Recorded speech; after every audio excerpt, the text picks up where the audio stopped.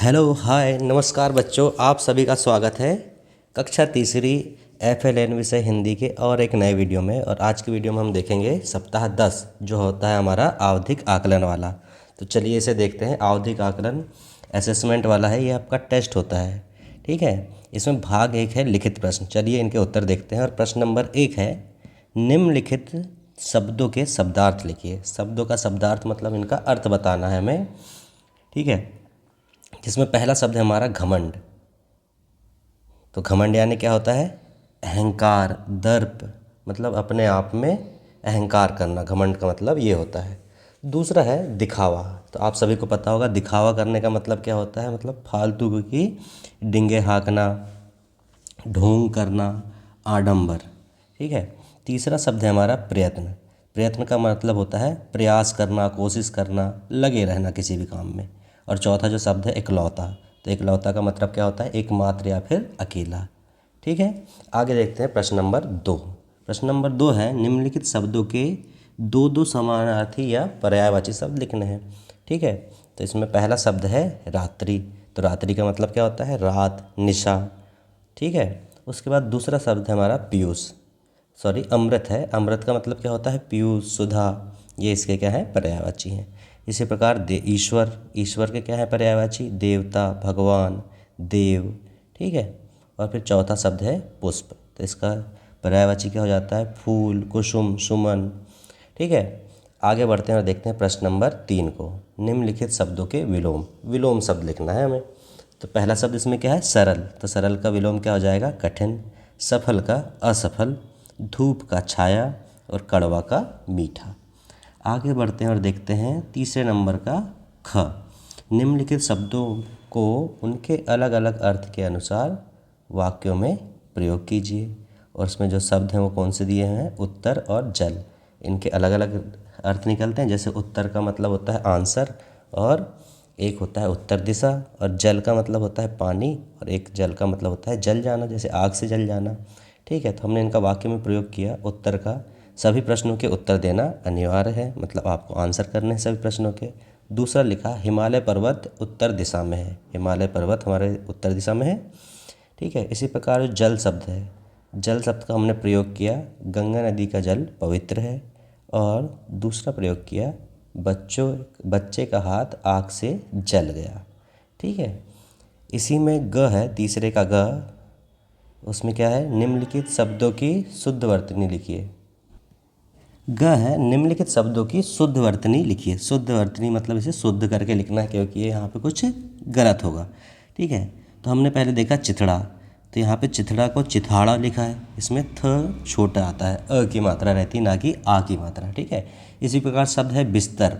तो बिस्तर में ब में छोटी ई की मात्रा लगती है। ठीक है, फिर शब्द है गिलहरी। तो गिलहरी में ह छोटा होता है, अ की मात्रा लगती है। और लेरी लिखा है, लेरी नहीं होता, लोरी होता है।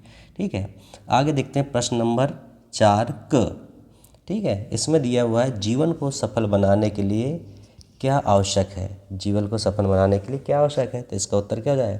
जीवन में सफलता के लिए परिश्रम आवश्यक है। हमें मेहनत करना पड़ता है। अगर किसी भी चीज़ में आपको सफल होना है तो हमको मेहनत, परिश्रम करना पड़ता है।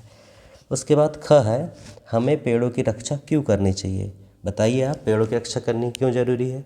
तो इसका उत्तर हो जाएगा, अगर हम पेड़ों की रक्षा करेंगे तो हमारा भी जीवन बना रहेगा। तो हमने इसका उत्तर लिखा, हमें पेड़ों की रक्षा करनी चाहिए क्योंकि वो हमें जीवन देते हैं। पेड़ है तो हम हैं, पेड़ नहीं तो इंसान भी नहीं रहेंगे।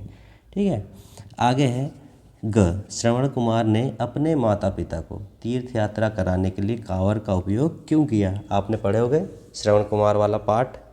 आगे देखते हैं इसका उत्तर क्या होगा। क्योंकि क्या हुआ कि उस समय में यात्रा के कोई अन्य साधन होते नहीं थे। जैसे आज के समय में गाड़ी है, बस है, कार है, ट्रेन है। उस समय होते थे क्या ये सब? नहीं होते थे। यात्रा करना बहुत मुश्किल होता था, और उसको अपने मम्मी पापा, माता पिता दोनों को लेके जाना था। इसलिए उन्होंने क्या किया? कांवड़ का प्रयोग किया। कांवड़ सभी को पता है, कांवड़ क्या होता है? एक बाँस से, लकड़ी से बना हुआ तराजू टाइप का, तराजू जैसा होता है। ठीक है, तो क्या किया श्रवण कुमार ने? कांवड़ का उपयोग किया अपने माता पिता को तीर्थ यात्रा पर ले जाने के लिए, क्योंकि उस समय कोई भी साधन नहीं होते थे। घ है, गिलहरी के अलावा पेड़ों पर पेड़ पर और कौन घोंसला बनाता है? तो बताइए, गिलहरी के अलावा पेड़ों पर और कौन घोंसला बनाता है? तो आपने देखोगे तोता, मैना या फिर अन्य पक्षी कहाँ पर घोंसला बनाते हैं? अपना पेड़ों पर बनाते हैं। ठीक है, आगे बढ़ते हैं और देखते हैं भाग ख। ये जो क्या है, ये है मौखिक प्रश्न। ये प्रश्न आपसे मौखिक पूछे जाएंगे, इनके उत्तर आपको देने हैं। देखते हैं प्रश्न नंबर 5। निम्नलिखित बिंदुओं के आधार पर चर्चा करें।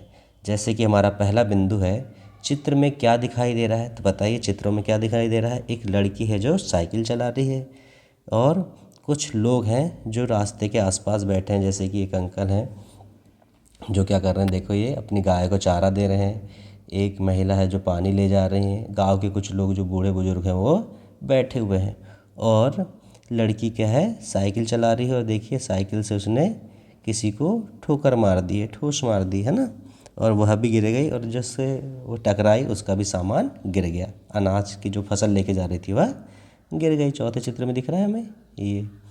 ठीक है, आगे देखते हैं। दूसरा बिंदु क्या है कि साइकिल चलाते हुए हमें क्या ध्यान रखना चाहिए? तो साइकिल चलाते समय हमें हमेशा रास्ते पर ध्यान रखना चाहिए और तेज़ नहीं चलाना चाहिए, ताकि हम भी और हमारे से द्वारा किसी और का भी गलत ना हो, किसी से हम टक्कर ना खा जाएं। चित्र 3 में क्या हो रहा है? चित्र 3 में क्या हो रहा है? तो चित्र 3 देखेंगे हम। ये चित्र 3 है और इसमें क्या हो रहा है कि वो जो लड़की है साइकिल चला रही थी, उसका ध्यान कहीं और भटक गया और वो जाकर किसी और से टकरा गई जो महिला फसल लेके आ रही थी। चौथा बिंदु है, साइकिल चलाते हुए लड़की कहाँ टकरा गई? तो वह एक महिला से टकरा गई जिसके पास क्या थी? महिला नहीं, वह जाके किससे? घास के या फिर अनाज के ढेर से जाके टकरा गई। ठीक है, क्या ऐसी कोई घटना आपके सामने हुई है? अगर आपके सामने कभी किसी प्रकार की घटना हुई है जिसमें साइकिल से कोई टकरा गया हो, एक्सीडेंट हुआ हो, तो आप उसे ज़रूर बताइएगा। ठीक है, आगे बढ़ते हैं और देखते हैं प्रश्न नंबर 6। प्रश्न नंबर 6 है, क्या आप साइकिल चलाते हुए कभी गिरे हैं? यदि हाँ तो कैसे? बताइएगा, अगर आप साइकिल चलाते हैं तो आप साइकिल चलाते समय कब गिरे और क्या हुआ? तो साइकिल चलाते समय तो हम जब शुरुआत ही करते हैं तो कई बार गिरना होता है, क्योंकि हम एकदम से थोड़ी ना सीख जाएंगे साइकिल चलाना। तो जब साइकिल चलाना जब प्रारंभ करते हैं तब तो बहुत ही बार गिरना होता है। पक्के से आप भी ऐसा गिरे होंगे। ठीक है, और क्या है, प्रश्न नंबर 7 में देखेंगे, अपनी पसंद की कोई कविता या कहानी सुनाइए। तो बच्चों को अपनी पसंद की कोई भी कविता या कहानी तैयार करके जानी है, जो शिक्षक अगर पूछेंगे तो वह आपको बतानी है। ठीक है, प्रश्न नंबर 8 देखते हैं, धारा प्रवाह पठन। गद्यांश को पढ़ना है, प्रश्नों के उत्तर देखना है। इसमें क्या है, शिक्षक अपने समक्ष यह अंश पढ़ाने को कहे, जो ये नीचे दिया गया है डब्बे में, इसे आप टीचर आपको पढ़ने के लिए देंगे। छात्र छात्राओं द्वारा प्रति मिनट कितने शब्दों को पढ़ने का प्रयास किया गया, उन शब्दों की संख्या लिखें। गद्यांश की समझ जानने के लिए मौखिक प्रश्न करें और छात्र संख्या अधिक होने पर 2 या 3 का आकलन करें।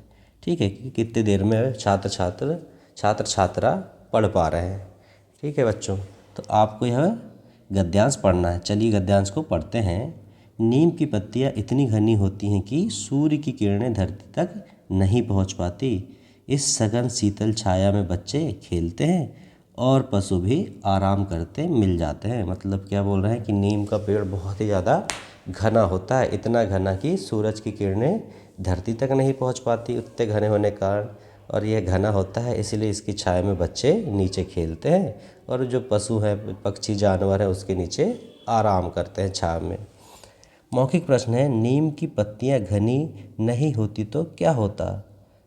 अगर नीम की पत्ती घनी नहीं होती तो क्या होता? सूरज की किरणें ज़मीन तक पहुंच जाती और छाया ज़्यादा न होने के कारण शायद बच्चे भी वहाँ नहीं खेलते और पशु पक्षी भी वहाँ पर आराम नहीं करते। आगे देखते हैं, बच्चों को नीम के नीचे खेलना पसंद क्यों है? बताइए आप। क्योंकि पेड़ के नीचे क्या है, छाया है। नीम का पेड़ बहुत घना है और घने होने के कारण वहाँ पे छाया होती है और छाया होने के कारण बच्चे वहाँ पे खेलने में उन्हें बहुत मज़ा आता है। ठीक है, ये था हमारा आज का आखिरी प्रश्न। यह आपका आवधिक आकलन था। आपको यह प्रश्नों के उत्तर आपके टेस्ट जब होंगे, टीचर लेंगे सप्ताह 10 का, तब आपको यह सब अच्छे से पढ़कर जाना है ताकि आप अच्छे से यह सब कर सकें। चलिए मिलते हैं अगले वीडियो में अगले सप्ताह के साथ। आज के लिए इतना ही, धन्यवाद।